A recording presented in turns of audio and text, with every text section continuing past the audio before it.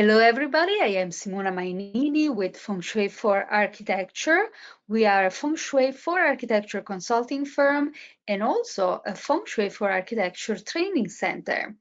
I would like to invite you, first of all, to a new class that we're going to have. April starts this month, is our beginning course 1 of our certification program in Feng Shui for Architecture, Interior Design, and Landscape. And I'm going to leave you the information here below.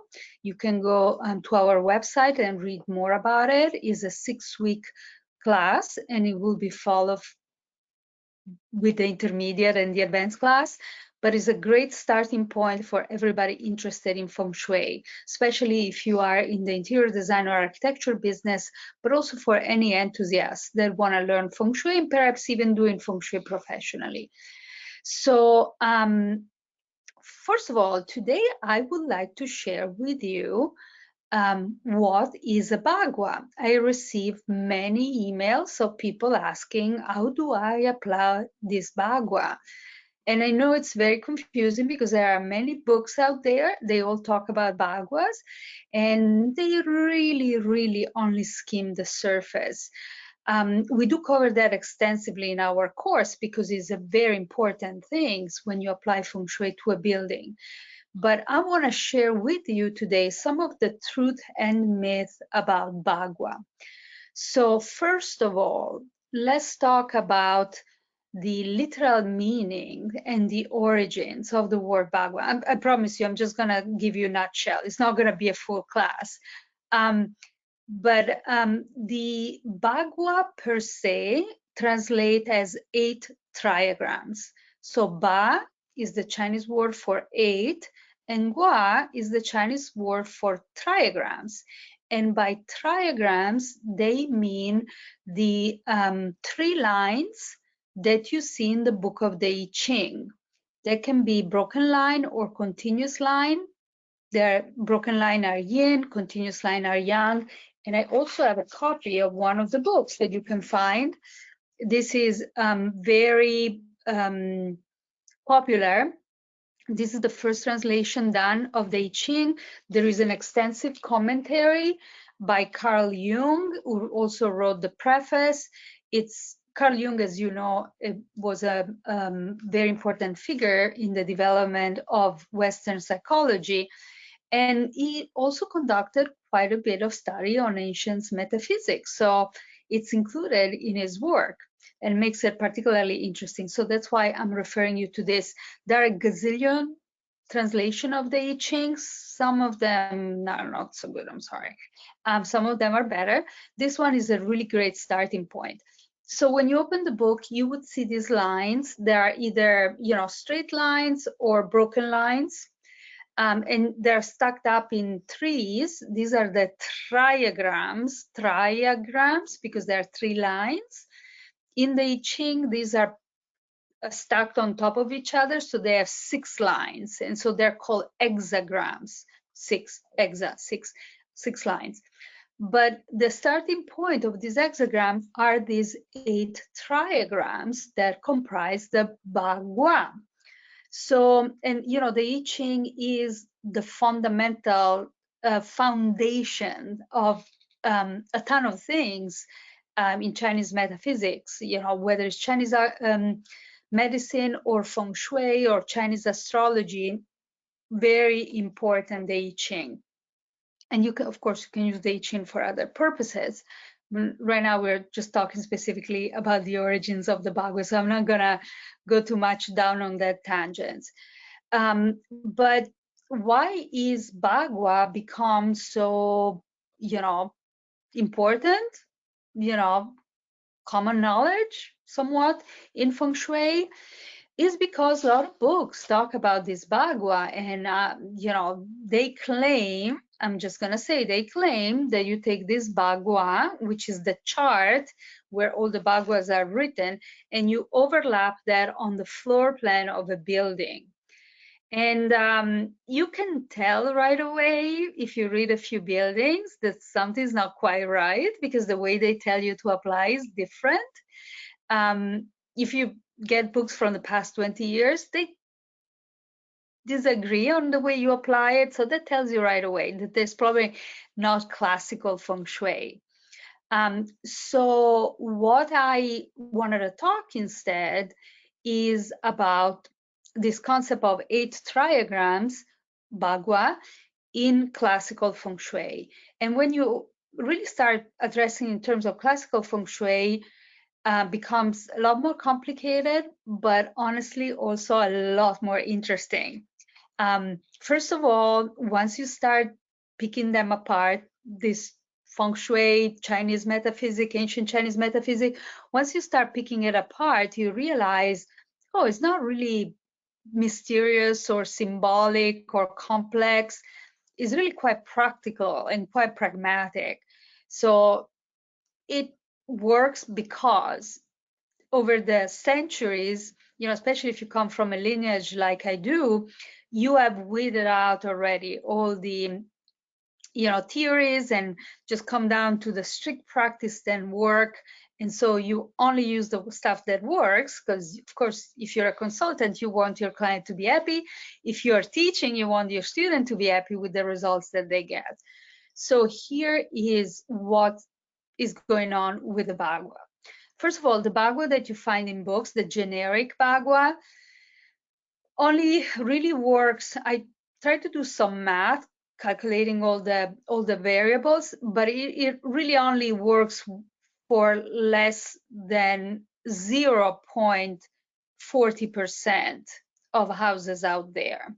And that is because, as I'm going to explain you in a second, the applications is much more complicated. So having said that, here is what BAGUA really boils down to. These 8 triagrams that constitute the BAGUAs are the common denominator of Feng Shui. So we use them for a variety of application, first of all. Second, in Feng Shui, we start from a concept called the 3 powers. And the 3 powers are the cosmos, which is, whatever happens, the chi outside of our planet, the earth, which is the chi of our planet, and they are in a yin and yang connection. So they're very interrelated. The last 3 of this power is the people power. I'll call it pure power, right? It's the people chi, which is between heaven and earth. That's why you have these 3 lines. The bottom line is the earth chi, the central line is the people chi, and the top line is the cosmos chi. But when you go and practically apply this, you will find that the earth aspects, for example, it's manifested in the building. And to determine the BAGUA of the building, because the building has its own BAGUA, you need to use the orientation of the building specifically. So there are 8 orientation. That means that there are 8 BAGUA just for the building per se. So depending on the building, the orientation of the building that you are, you have 1 BAGUA. And then when you go to work, if that building has a different orientation, which probably has, then the other building would have a different BAGUA. And this is just for the building. So there goes the application of 1 BAGUA for everything, right? So that already doesn't work. So the second aspect is the people BAGUA, because based on our year of birth, we are imprinted with the energy of that year that has a specific triagrams. So that specific Gua for the year that we are born. So there are 8 of them. So each of us could belong to one of them.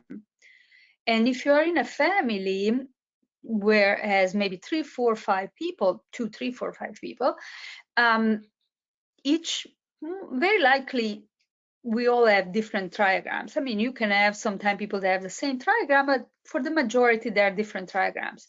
That means that for each individual, there is a BAGUA, which means that the 8 directions of the compass all represent a different vibration that supports or endangers sometimes our well-being, our success, our relationship, our happiness. And so there you have it. You have first the house Bagua, and now you have the people Bagua, and they're very likely different. Sometimes they match. If they match, that's great. But most of the time they're different, especially if you have a large family. Not everybody matches the one of the building, the Bagua of the building. But don't worry, because there are ways to adjust that. So it's not like, oh my God, my Bagua doesn't match my house, that's the end of the world. That's not the way it works. There are ways to, that's what Feng Shui does, it works this stuff out, prioritize it and what need to do here and what need to do there. So that's what we teach. The third aspect is the cosmos, and the cosmos relates to the element of time. And time changes constantly. It goes on a loop eventually, in 180 years loop, but nobody gets to live 180 years to go around the loop more than one time. We might be lucky if we get at least, I don't know, a third of the loop or something.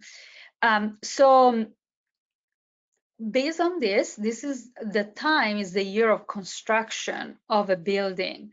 And so based on the year of construction, you're also going to have another Bagua for the building.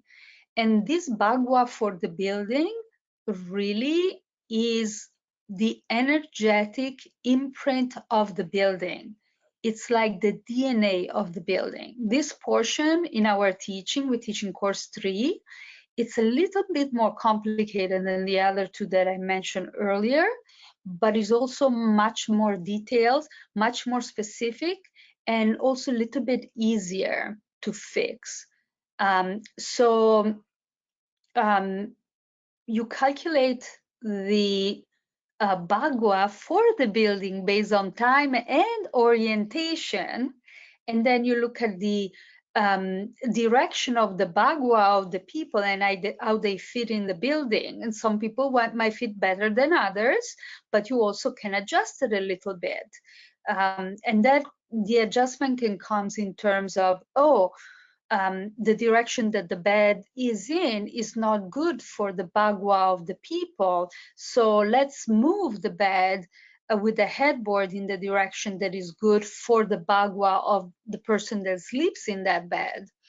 The front entrance is good for some member of the family based on their Bagua or based on the Bagua of the house, but the back entrance is better for other member of the family. So it's better if they park in the garage and they come in from the back entrance. I call it back entrance because it's something alternative to the main entrance. And that entrance thing is really a big deal. So if you might want to go and check out our other video that only talks about entrances, and I carry on for like 50 minutes just about entrances. So this is how you apply. It's always constantly using these 3 Bagua, because each of us has pretty much 3 Baguas, one for our date of birth, one for the house, and one for the year of construction of the house. So there are these 3, and then you do the same thing for each member of the family. And the Bagua for the house and the year of construction might remain the same, but the Bagua for the person will be different for everybody. And so you need to address that. So as you can see, this Bagua idea is not a cookie cutter approach where you only took one thing and works for every building. And to be honest with you, that's what it ticked me off when I started studying Feng Shui and I started reading books and they were all talking about this Bagua. And I was like, how is it possible? There are so many people, different people in the world. How is it possible? And so many buildings, I'm an architect. So yeah, I can understand the variety of buildings that are in the world. How is it possible they can only fit one Bagua for everything? So that was my starting point that something was off with this simplified Feng Shui version in this book. And so, of course, because I was very interested, I studied with my Chinese mentor for 15 years. because right away when I started studying with him, he answered my question. He said, well, you know, there isn't just one Bagua. And then we start learning all the different aspects, and I realized, wow, this stuff, first of all, it's much more complicated, but when I also start applying it, I was like, wow, this stuff is so accurate and so effective. Of course, I couldn't have enough. I started, you know, applying in my house, in my parents' house, of course, all my friends, all my the people that were in my yoga class at that time were interested, so allow me to practice with them. And it's uncanny when you really apply it the right way, which is pretty much using these 3 different levels of Bagua, how much more accurate it becomes. So if you want to learn more about it, how to do these things, please join us with our Feng Shui certification courses. The Beginning 1 course live webinar starts in April every year, and then we continue throughout the year. And I generally try to finish that before, you know, Christmas, before the holidays, so I can graduate you by the end of the year. But we are a little bit flexible with the dates, so that, you know, we're trying to avoid a little bit the holidays, and also we can accommodate a little bit the different schedules. But in any case, even if it is a live webinar, we do record each session, and we do record each session, and the recording is made available throughout the week. So if you miss one class, you can catch up during the week with the video, and then you can, you know, hit the, you know, the next class running, because you haven't left behind, you haven't left any material. Also, we do offer this course as pre-recorded videos on demand. The material is the same because I'm graduating you with the same certificate at the end. And so the material is the same. The assignments are the same. And because it's a video course and you do not have the chance of interacting with me in the pre-recorded course, the video on demand course, I also give you a 1-hour meeting with me at the end of each course to review your case study, to answer your questions that didn't get answered throughout the class, and pretty much to give you my blessing to go into the next course. So I'm looking forward to see all of you in April. The dates are down here below, and I'm also going to leave it at the back of this video. So I'm looking forward very much to seeing you there and to share with you this journey, this Feng Shui journey. Thank you. Take care. Bye-bye.